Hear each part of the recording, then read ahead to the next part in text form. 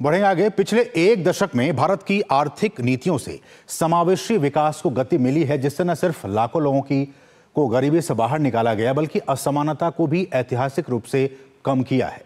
प्रख्यात अर्थशास्त्री सुरजीत एस भल्ला और करण भसीन ने भारत में हुए इस ऐतिहासिक बदलाव का जिक्र अपने नए स्टडी में किया है, जिससे विकसित भारत का विजन जो है वो सार्थक होता हुआ साफ तौर पर नजर आ रहा है।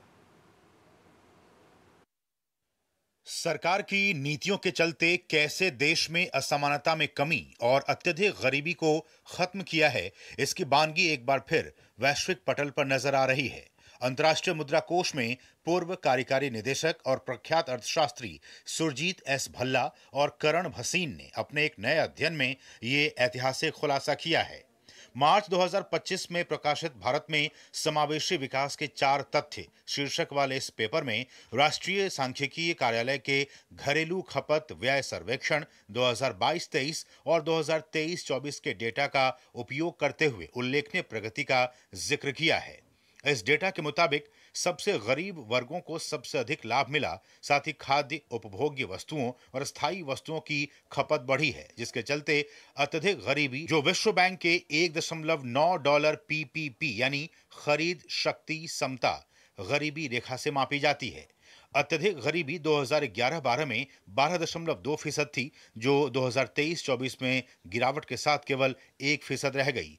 निम्न मध्य आय वाले अर्थव्यवस्थाओं के लिए उपयुक्त $3.65 पीपीपी रेखा पर भी गरीबी 2011-12 में 52.8% से 2023-24 में 15.6% तक तेजी से कम हुई है, जिसके लिए मुख्य कारण घरेलू प्रति व्यक्ति मासिक खपत व्यय में उल्लेखनीय वृद्धि को बताया गया है।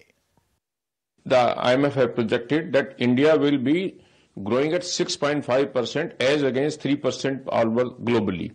And now 2 factors which are important to be noticed in IMF report is that it will be crucial for India that private investment as well as the foreign investment for institutional investment should grow. It will not only be the government investment, it is a private investment which has to do.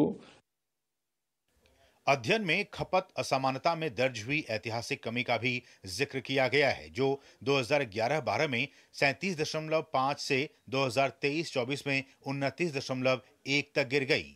6 दशकों के खपत survey data में पहली बार असमानता में इतनी तेजी से कमी देखी गई है। साथ ही अर्थशास्त्रियों का सुझाव है कि दशकों पहले तेंदुलकर और रंगराजन फ्रेमवर्क के तहत स्थापित की गई आधिकारिक गरीबी रेखाएं अब प्रासंगिक नहीं हैं। अत्यधिक गरीबी समाप्त हो जाने के साथ ही हमें एक नए दृष्टिकोण की आवश्यकता है, जिससे आज की आर्थिक वास्तविकता को बेहतर तरीके से देखा जा सके।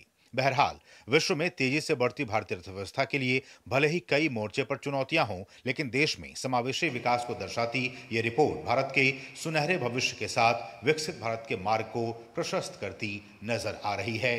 Bureau report, DD news.